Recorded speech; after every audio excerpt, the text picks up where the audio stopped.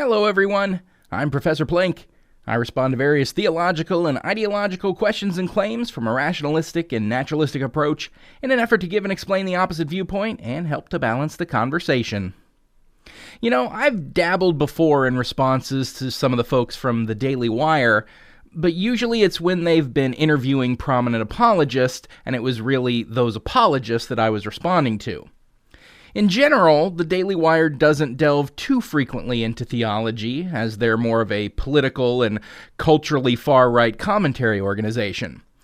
But from time to time, they do tend to dip their toe into theological discussions, most often in Q&As when they're asked about it directly. But I found a few good chunks from each one of the triumvirate of the Daily Wire revolving around atheism versus theism, and wanted to respond to them today. So let's get things rolling with the head of the Hydra himself, Ben Shapiro. What is your favorite argument for God's existence and why? So my favorite argument for God's existence is that I believe in free will. Okay, the reason that I think this is an argument for God's existence is because if you believe that human beings are essentially just balls of meat wandering around aimlessly in the universe, the kind of Spinoza's stone that thinks that it was moving of its own accord but actually was thrown, if you believe that and you don't believe in free will, then there's an internal coherence and logic to it. If you believe that you have the ability to make independent choices, that you can actually supersede your own biological drives and the environment around you to any extent, even to the smallest extent, this means that you believe in something that can't actually be proved by science, but that you are living every single day. And the notion that you have that will, and not only that you have that will, but that will is capable of comprehending the universe around you, that your will is sort of, your ideas, your ability to comprehend the universe is a reflection of a reality, of an objective truth that is out there. That says to me that there is a God, there's a common source that stands behind that objective truth and stands behind the mind that can comprehend that truth. So there are a number of problems with this argument. For starters, Ben, you aren't giving us a working definition of free will. There are different philosophical concepts of what constitutes free will. What Ben is likely referring to is what is known as libertarian free will. Now, this is a term that I heard tossed around in debates about free will a lot, but never heard adequately explained, so let me do so now for the uninitiated. Libertarian free will is basically the idea that a person can choose to act completely free of any interference on their decision-making of any kind. Not even your own internal mental wiring affecting your decision-making. So, like, when you choose to engage in a romantic relationship with your partner, it's not because of the dopamine or oxytocin released in your brain that's caused by your significant other's presence, nor the evolutionary adaptation that has hardwired caring for and maintaining the happiness and well-being of those we're pair bonded with to allow for more successful mating and child rearing, nor any other of the myriad of determinism-compatible explanations and motivations for that act. But instead, you engage in that romantic relationship for some entirely metaphysical, self-determined reason that is utterly uninfluenced by anything else. So the first problem with your argument is that there's no reason to think something like that even exists. Ben, find me a single human action that cannot be reduced in some manner to the physical processes and inner workings of the brain itself.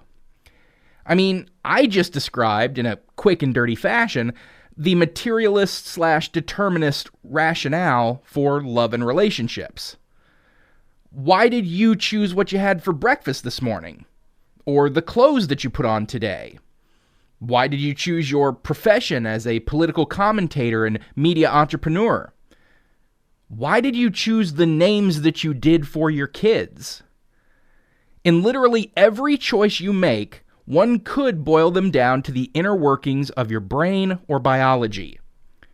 Your body reacts well to that particular breakfast food, and your palate finds it pleasing, so you chose it. Your personal conception of aesthetics and attire etiquette, which you developed from cultural conformity and personal experience, affected your choice in clothing, which is why you didn't come out on stage wearing a kilt. It's also why you chose to name your children what you did, and why you didn't name them Angus or Dikembe. If you could name me a single choice that cannot be at least argued to be rooted in determinism, you might have a good argument. But you'd be hard-pressed to come up with any, I promise you. Now, that having been said, I actually am a believer in free will, just not the kind that Ben is talking about. I don't believe in libertarian free will because such a thing seems nonsensical to me. I mean, libertarian free will is basically saying that if you remove any and all motivation or reasons for doing something, that you can still choose to do it. If you have no need to eat and never become hungry, why would you ever choose to eat? If you never fell in love with a person, or even liked them slightly, nor had any cultural imposition or arranged marriage or the like, why would you choose to engage in a romantic relationship with someone? With libertarian free will, the idea is that if you remove every conceivable material reason to motivate someone to do something, they would still be able to choose to do it. It seems to me that if you remove every material motivation to do anything, a person would do absolutely nothing. They'd just lay there until they died. It was supposed to calm the population, weed out aggression. The people here stopped fighting. And then they stopped everything else. They stopped going to work. They stopped breeding. There's 30 million people here and they all just let themselves die. The free will that I believe in is the ability of an individual to make choices based on whatever criteria or motivation that they wish, uncoerced from any other individual.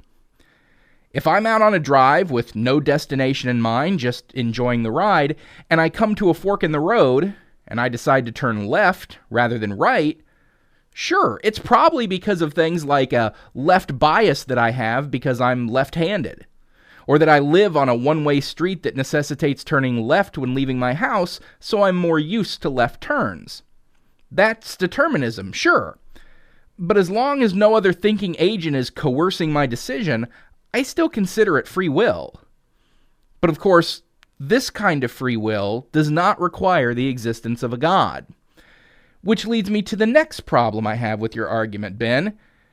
Your libertarian free will doesn't necessitate a God either. So, for instance, you say... And not only that you have that will, but that will is capable of comprehending the universe around you, that your will is sort of, your ideas, your ability to comprehend the universe is a reflection of a reality, of an objective truth that is out there. That says to me that there is a God, there's a common source that stands behind that objective truth and stands behind the mind that can comprehend that truth. How did you hop from you have free will to there must therefore be an omnipotent, omniscient, omnibenevolent, eternal being with will and desire who created that free will and put it into you? I mean, you just shot right to the conclusion without any attempt to show your work on how or why you got there.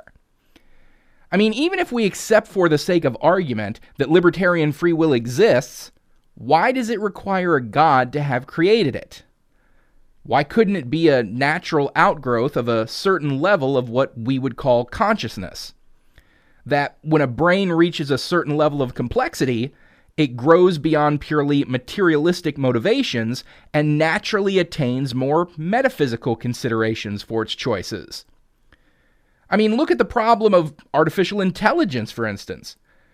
Current estimates put the prediction on when mankind will create true artificial intelligence as early as 2040.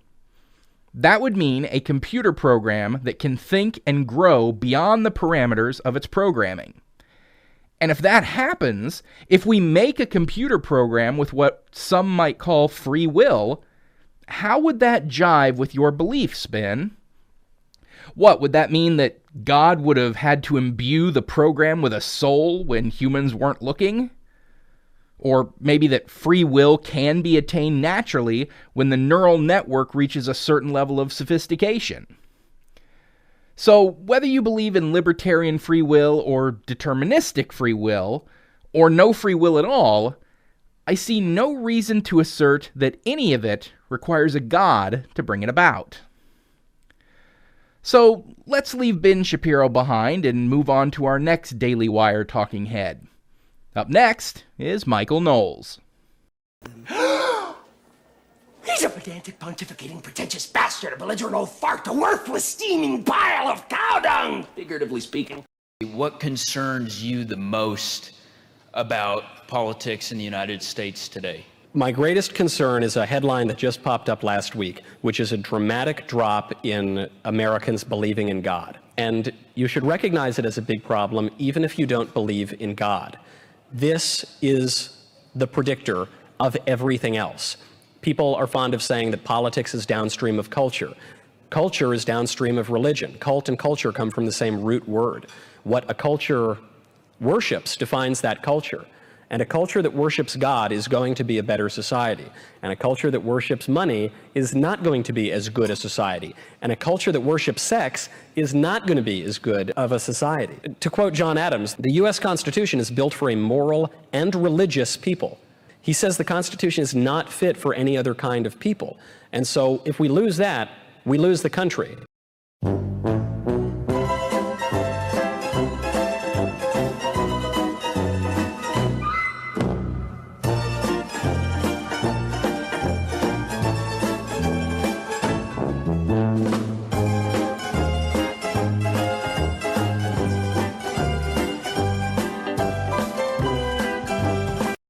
Sorry, Michael, but your notion that a country that worships God is going to be a better country is not bore out by the evidence. Every reliable metric we have for determining the health, happiness, and general well-being of a country contradicts your claim. According to recent World Happiness Reports, the happiest nations in the world are Finland, Denmark, Iceland, Switzerland, the Netherlands, Luxembourg, Sweden, Norway, Israel, and New Zealand. Finland has been leading the world in happiness for 5 consecutive years. With the exception of Israel, these nations are also listed as some of the most secular and least religious nations in the world as well. And it's not just about general reports of happiness either. There are other metrics to consider also, such as which countries are considered the most free. The World Freedom Index has many of the same countries that listed as highly secular and highly happy as also being among the most free. Countries like Sweden, Switzerland, Norway, Denmark, New Zealand, and Japan. And then if you want to bring in World Population Review's crime rates, many of those same secular countries, like Switzerland, Japan, and Denmark, fall at the bottom of the list for violent crime rates. Meanwhile, which countries are the least free? Well, places like Syria, Iran, Iraq, Venezuela, Yemen, Afghanistan, which are also some of the least happy and least secular countries in the world. Some of them, like Yemen and Venezuela, are also among the highest crime rates as well.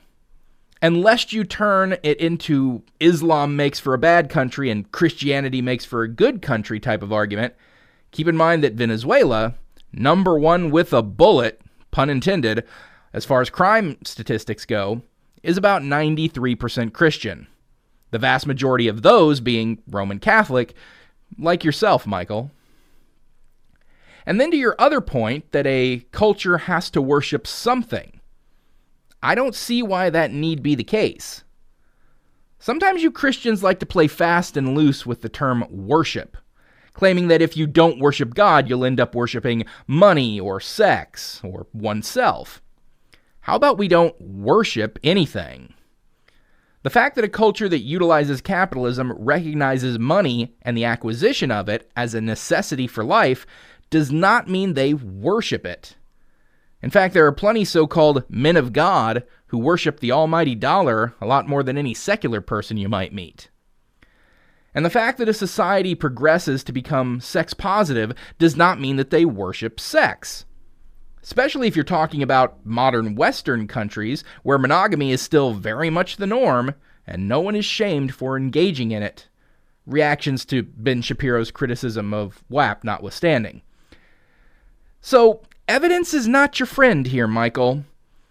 I find it intensely irritating when a speaker throws out claims of facts that are wholly, provably untrue, and just sits secure in the knowledge that the vast majority of their audience will never fact-check them and just accept the nonsense spewing out of their pie hole.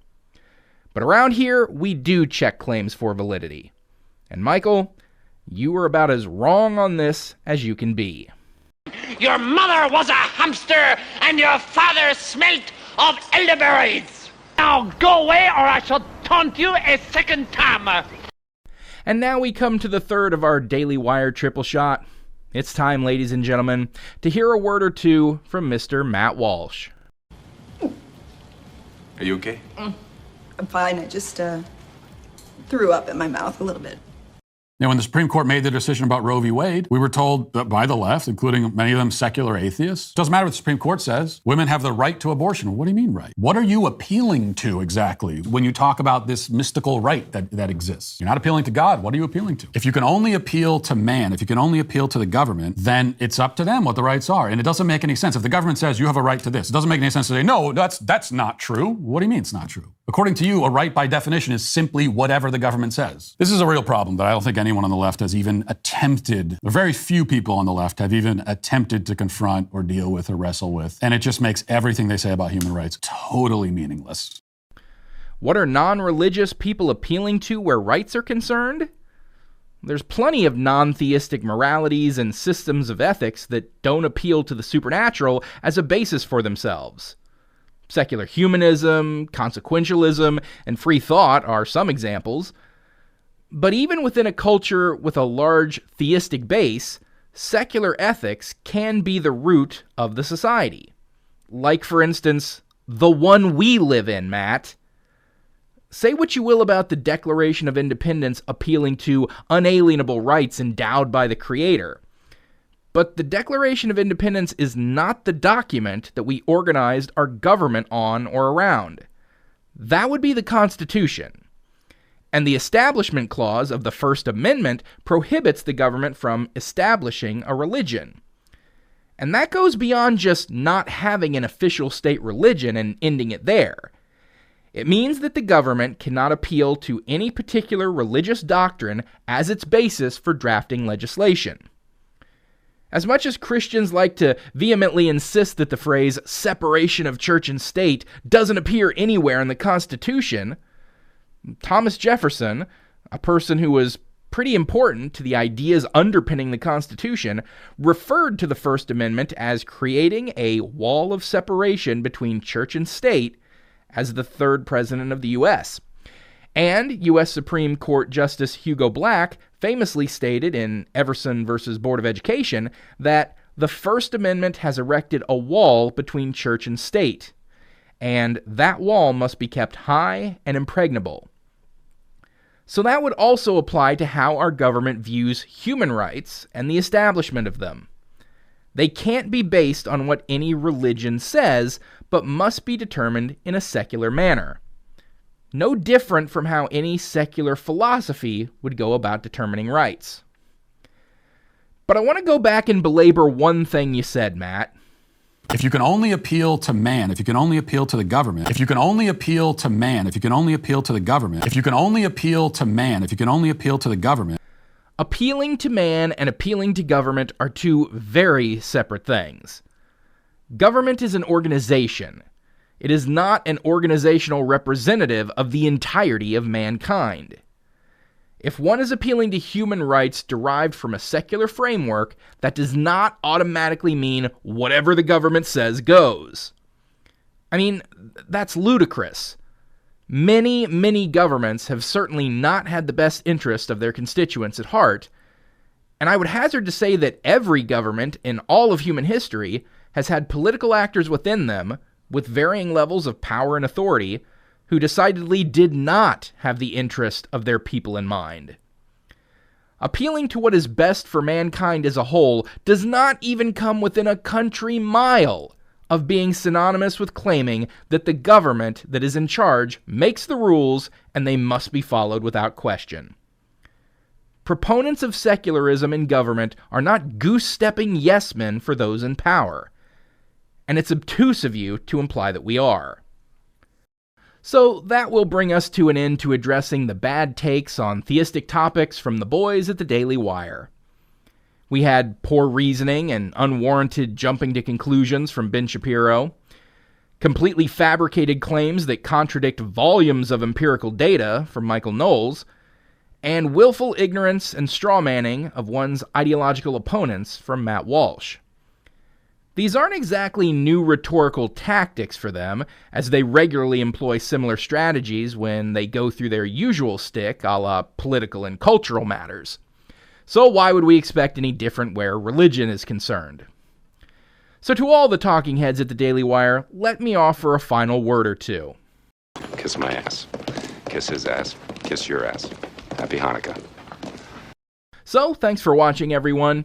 Don't forget to like this video, comment, and subscribe so you'll always be notified when a new video comes out.